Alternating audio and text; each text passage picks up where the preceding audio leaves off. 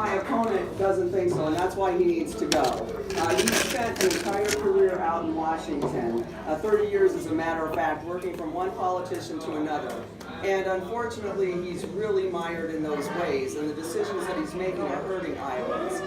Just this last year, he's taken money from corporations and special interests and turned around and voted in their favor, not ours.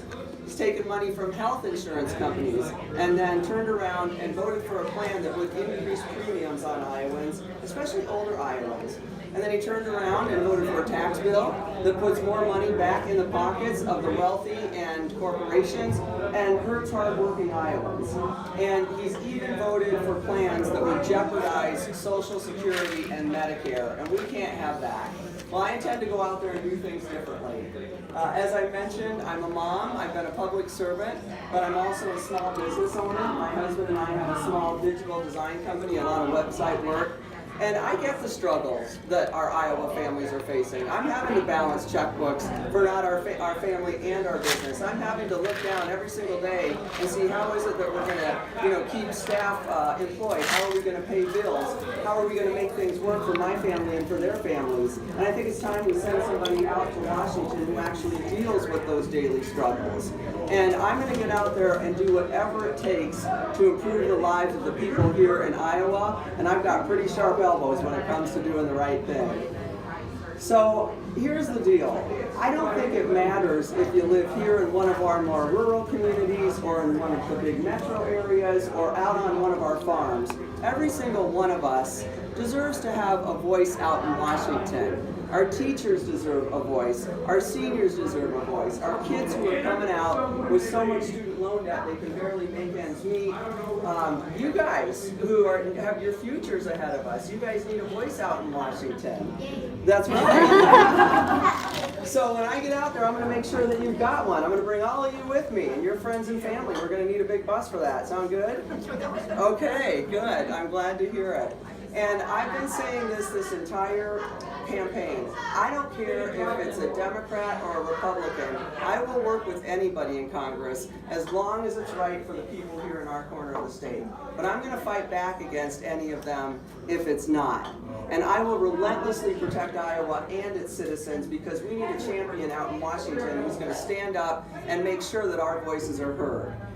I want to reflect on some words that I heard Governor Vilsack say last fall. I was actually at a fundraiser for Congressman Vilsack. And Governor Vilsack said, these are the most important elections in 50 years. And I couldn't agree with him more. The heart and soul of our state is at risk. The heart and soul of our country is at risk. So we've got, 45 days left, I think, right, Brooke?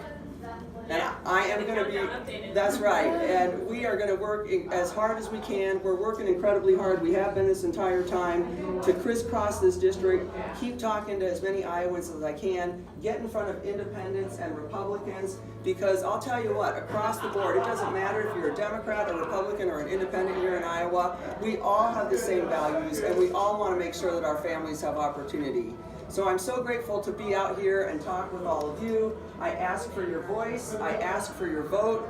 I ask for you to go talk to independents and Republicans. Let them know that there's a better choice in this election, a choice that's going to bring hope and opportunity to their family. And by the way, a better choice up and down the ballot for Iowans. So I'm here to ask for your support because together we can bring hope and opportunity to every single person in this district and in this state and this country once again. Let's go win this thing.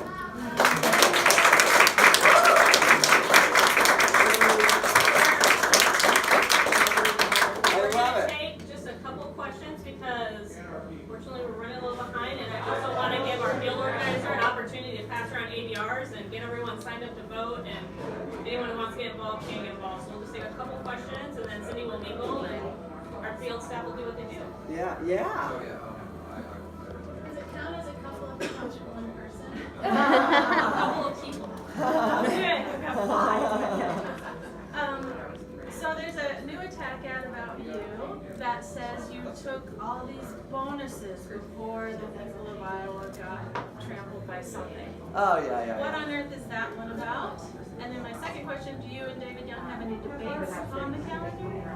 Yeah, well, so here's the deal. First and foremost, the reason that these attack ads are out is because this Republican administration has nothing good to show for the work that they've done. And David Young votes with this administration 99% of the time, more than Steve King.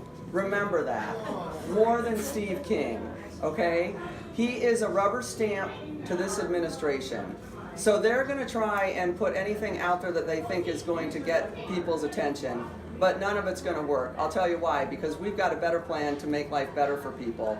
So in that particular case, they're referring to when I first started at the state of Iowa, and it was interesting because Governor Vilsack's Accountable Government Act had some units within the state that were called marketplace, and they literally had to make you had to make your money or you didn't get a paycheck. So it was kind of a government, approach to experiment to see if they could do better with taxpayer dollars. Mine was one of those units. I oversaw the training and development for the state of Iowa. And so when I started my job, I had negotiated a salary, which was very reasonable. And then they said that if you reach a certain goal, because it's a marketplace function and I have to actually go out and sell services, that they would give me a small bonus of $5,000. So that's over a 3-year period that they're saying that. I so, think that's what the ad says. No. That's like none of these. What do you know? So that was part of a negotiated agreement because I did a good job. Yeah, and that's right. And actually saved taxpayers hundreds of thousands of dollars. Before I got to the state of Iowa, in that role, we were paying consultants large sums of money to do things like strategic planning, process improvement, working with organizations to save money, find better ways to deliver services. And I said, we don't need to pay these expensive consulting prices. I know how to do this work. My background's, I have an MBA from Northwestern Kellogg. I've worked for Tribune Company doing that type of work. So I came in and started doing those things. Instead of paying consultants $25,000 or something, I was doing it. So in essence, we saved the state a heck of a lot of money. But you don't hear that end of it on it. So that's that. And the second question was debates. So here's what's happening. The day after we won the primary, the minute we opened the doors, an intern from David Young's campaign delivered a letter, and it said, David Young will do 3 debates, one on KMA radio, one on WHO radio, and one on IPTV, which is historically a roundtable discussion. And it went further to say, essentially, don't bother planning anything else because we're already taking care of it and we're getting these set up. So we put out a press release and it said, well, that's not the Iowa way, that's the Washington way. And I asked him to debate me in every single county. He won't reply. He's refused to debate me at request of Simpson College. He's refused to debate me at the request of KCCI and the Des Moines Register. He won't get back to them. I don't know where that stands at this point. He's also refused to debate us. There were some other organizations more out, around Potawatomi and then in some of our more southern counties, and he said no. He's flat out said no. So we're going to do what we can. We have the KMA one scheduled at this point. That's the only one that's on the book so far. So not even the IPTV roundtable? Well, I believe that's in the works. I believe that's in the process of getting set up. It's just not fully organized yet. Yeah, so that's where we're at. What is one of the things that you're going to do to make kids like me better futures? So her question is, what is one of the things you're going to do to help make the future better for kids like her? Great question. Many things. First of all, I'm going to make sure that we don't divert money from our public schools into voucher programs for kids that don't need it. Secondly, I'm going to make sure that we've got the resources that our public schools and our teachers and the administration need to deal with the issues that our children are facing these days, like bullying in schools, violence, mental health issues, and our teachers are doing way too much with the little bit of resources that they have. Big class sizes, things like that. We want to make sure that they can spend more time with you. It'd be great if they had the resources so that their class sizes weren't so big, so that they could spend more time with the kids. So that's one thing that I'm going to do. I'm going to work to protect our environment so that you all have clean air and clean water and a wonderful country to live in. And those are just a couple of the things.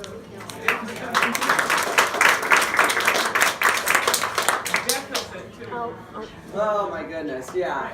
And to fix the issues with this tax bill that's creating so much debt. The article just came out that we've doubled our debt from the same time last year, this year, because of this new tax bill. Because everybody knows who has to balance a checkbook, if you spend more than what you're bringing in, you're going to have a problem. And that's what this new tax bill does. Last question.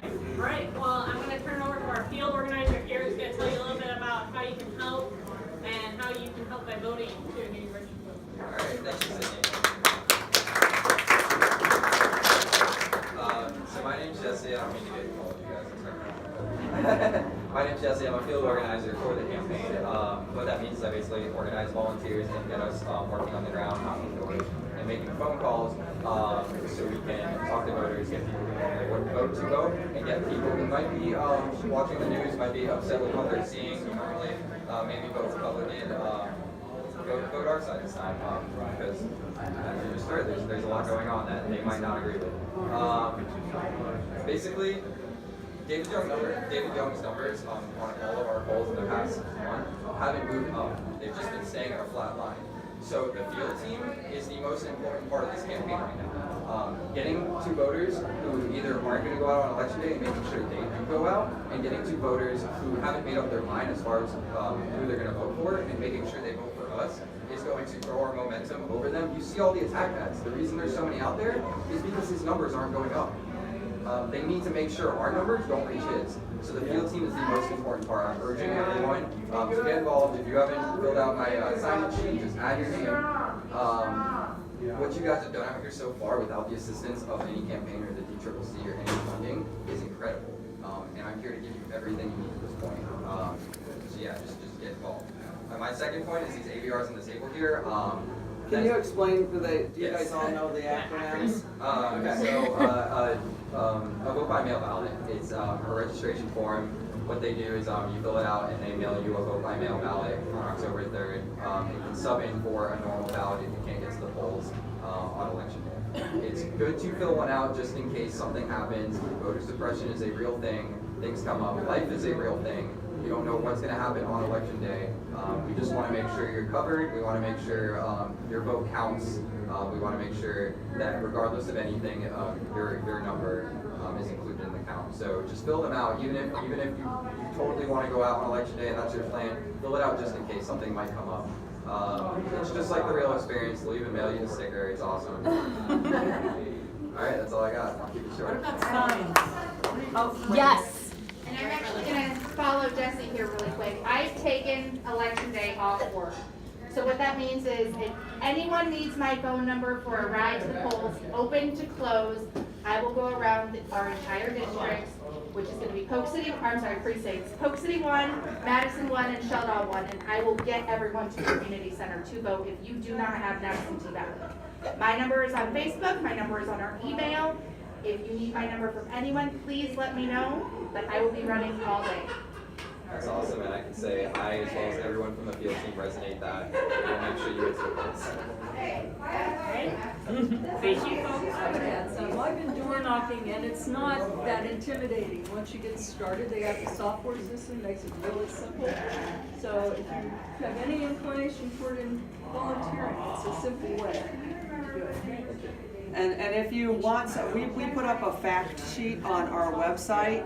I was mentioning it earlier over here. So if you are out door knocking or talking with people, you can go pull that up from our website, and you're able to print it out and take it with you. So in case people do ask about particular ads, the facts are there to be able to say, well, here's what they're saying, and here's what Cindy actually is going to do.